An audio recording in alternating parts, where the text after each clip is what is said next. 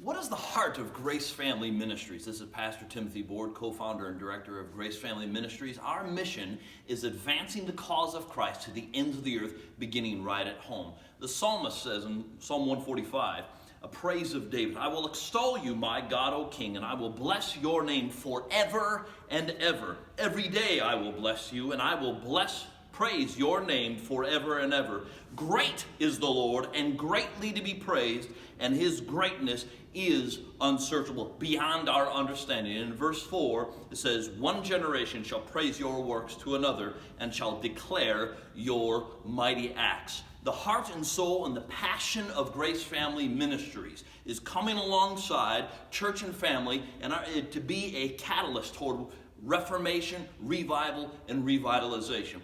Some 75 years ago, the late A.W.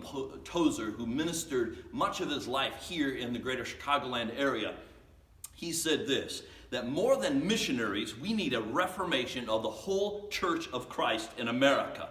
And he went on and explained this. He said, the Church of Christ today, the born-again evangelical church, is in Babylonian captivity. We are among a people that speak another language. We are learning their ways, and we are giving up to their morass and their moral codes and their way of living.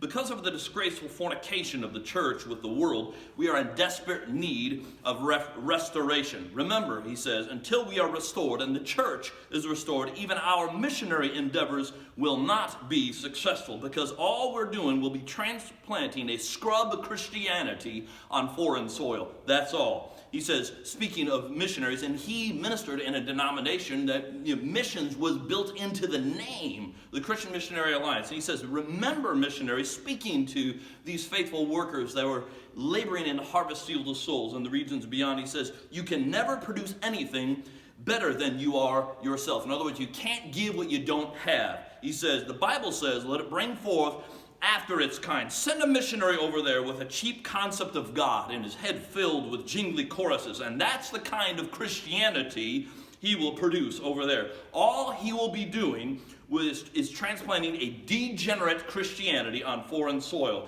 And once again, he said, more than missionaries, we need a reformation of the whole Church of Christ in America. When that comes, then we will get more missionaries, and their quality will be higher, and the result will be that they will produce a higher type of Christian over there.